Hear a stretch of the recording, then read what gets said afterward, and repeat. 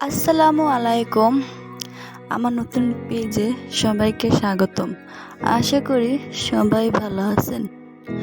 আজকে আমি আমার কিছু পছন্দের নকশি কাঁথা ও সেলাই নিয়ে এসেছি। কম বেশি অনেকেরই ইচ্ছে করে নকশি কাঁথা সেলাই করা, তাই না? এখানে দেখুন, আমি এখানে খুব সুন্দর একটি নকশি করেছি। এইগুলো আমি নিজে এঁকেছি, নিজেই সেলাই করি। মাশাআল্লাহ, অনেক সুন্দর সেলাই করতে পারি। এইগুলো আমার আম্মু আমাকে শিখিয়েছেন। এই যে আমার অনেকগুলো খাতা আছে, এটাও অনেক সুন্দর একটি খাতা।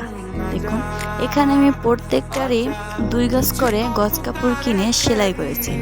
দেখুন, এই জায়গায় মোট 14 থেকে 15টির মতো নকশি খাতা আছে। নকশি খাতাগুলো অনেক সুন্দর।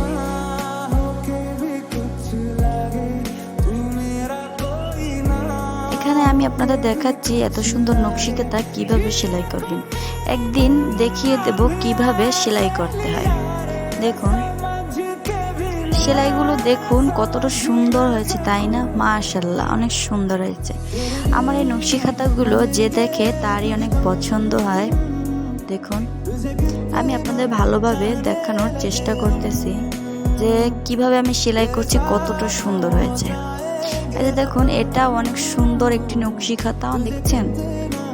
দেখুন, ফুলগুলো অনেক সুন্দর, মাশাআল্লাহ, অনেক সুন্দর হয়েছে, দেখছেন? হ্যাঁ, দেখুন,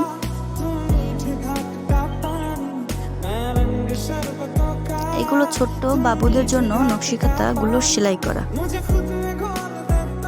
এগুলো আমি শখের বসেই সেলাই করেছিলাম। এই যে দেখুন, এখন ভালোভাবে বোঝা যাচ্ছে, ওই সময় বোঝা যাচ্ছে না। দেখুন কতটা সুন্দর, তাই না? এই দেখুন, এটাও অনেক সুন্দর। এগুলো যে দেখে তারই অনেক পছন্দ হয়ে যায়। অনেকেরই তো চায় এরকম নকশি কাঁথা সেলাই করতে, তাই না? অনেকের ইচ্ছা করে, কিন্তু অনেকে পারে না। অবশ্যই ধৈর্য রাখুন, আস্তে আস্তে সেলাই করুন, অবশ্যই পারবেন। একদিন আমি ভিডিও করব যে আমি কিভাবে এত